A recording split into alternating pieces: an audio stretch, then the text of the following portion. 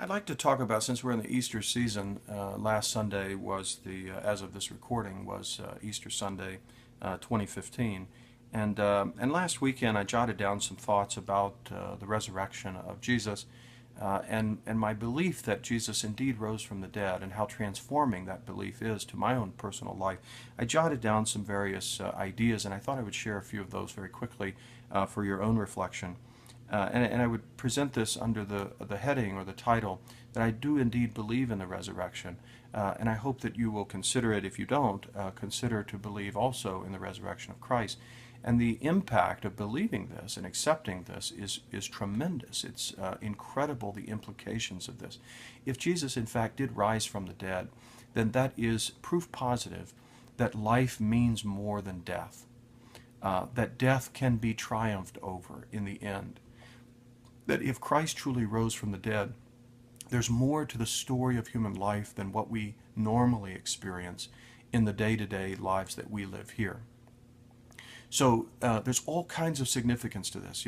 In addition to the resurrection of Jesus implying that human life has this greater sort of history, that there is more to life than what we're experiencing now, it also implies, if true, the resurrection implies that God cares about and values human life.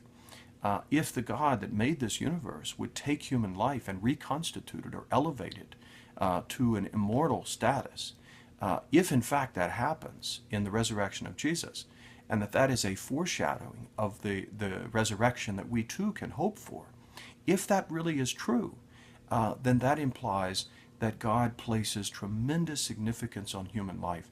And that, of course, also has implications for morality. It affects the way I look at you and those around me. If, in fact, you are made for the resurrection, you are made for everlasting life, then that means that God values you too, and that I should treat you with respect and dignity and love and care. So there's all kinds of interesting implications of the resurrection of Jesus. But we could say, or we could ask the question, since the resurrection was so long ago, and there was such a small number of people that saw him risen from the dead, at least relatively compared to the world population at the time, and it was such an insignificant place, Jerusalem, where Christ died and rose again. I mean, this is not, the center of the world. It's not the most important city. It's sort of a backwater place so far as the Roman Empire is concerned. Had some strategic value in its location, but so far as world history is concerned, the Jewish people of the first century and the life of Jesus was a relatively insignificant event on the grand scheme of things, it seemed at the time. Now, of course, it turns out in the overall perspective of history that what happened there in Jerusalem was of profound significance for the rest of world history. Certainly, I mean, how could you possibly do justice to world history in the last 2,000 years without talking of the enormous significance of Christian faith on its progress and its movement? And perhaps in ways that we haven't even thought of. But there's all kinds of significance to the resurrection of Jesus and his death that have impacted history. But at the time, 2,000 years ago, it didn't seem like it was that significant. So why should we believe it today, in light of the fact that it seems so insignificant in its beginnings? It seemed like such a small event, and such a relatively small number of people saw this event. Why should we accept it now? And this causes me to raise, in my own mind, it raises another question, a broader question, which is, why should I believe or accept any small, seemingly insignificant thing of the past?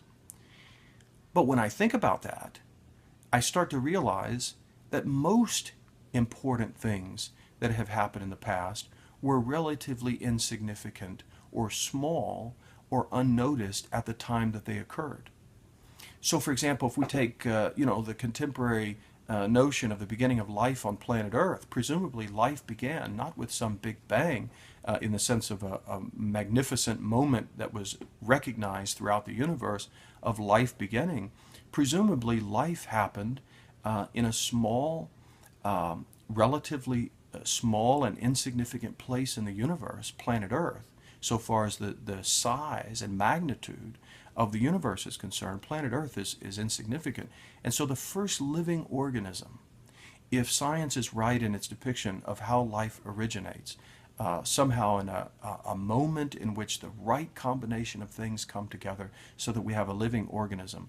If that's right, it seems as if that would be a very small and relatively insignificant moment and event.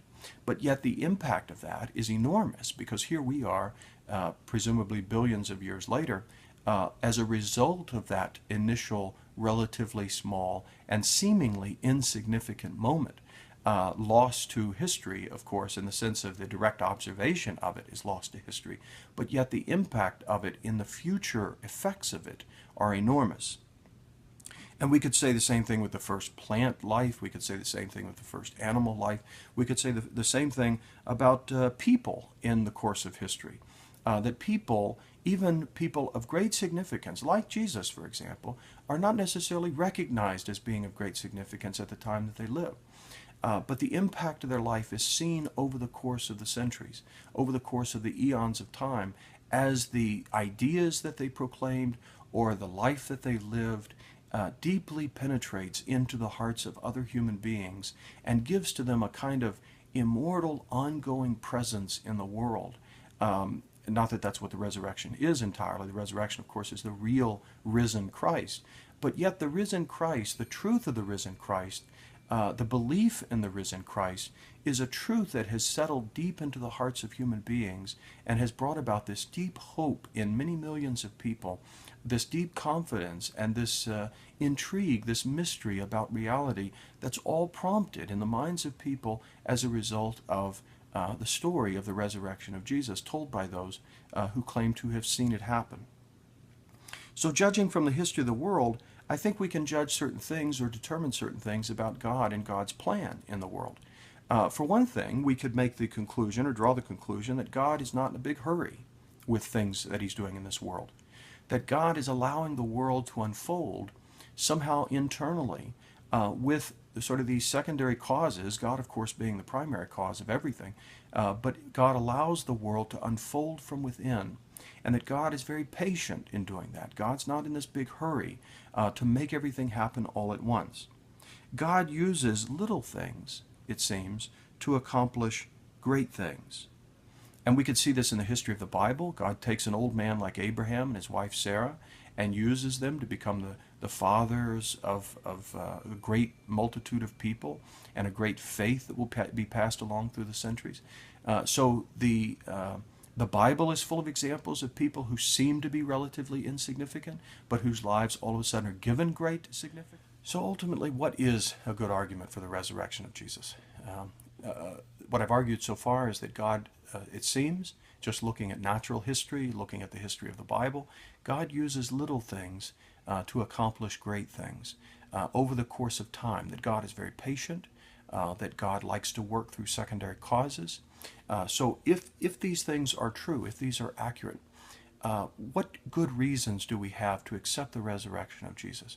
Well, of course, we can see the effects of it over time. We can see the transformation that is made in many people's lives, most especially the earliest followers of Jesus, those who were eyewitnesses of his life and his death and his resurrection. These people were profoundly transformed by the experience of the risen Christ, so that they were willing to even give their own lives for their proclamation of Jesus, that he is risen. That is a very powerful truth. That is a very powerful proclamation and a very powerful observation. It has transformed many people's lives, including my own. It has been a profoundly meaningful one and truth to me, that the story of the resurrection and accepting it as true has profoundly affected the way that I look at other people and the way that I look at our history and the hope that I have for the world.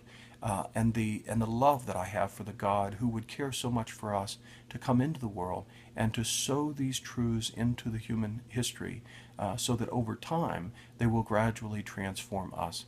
And I think the transformation they have made is quite remarkable as we look out over the past few thousand years, but certainly in individual lives that encounter this story and believe it and accept it. I think it has a very powerful evidential value to it that is worth reflecting on. So in this Easter season, I rejoice in the resurrection of Christ, and I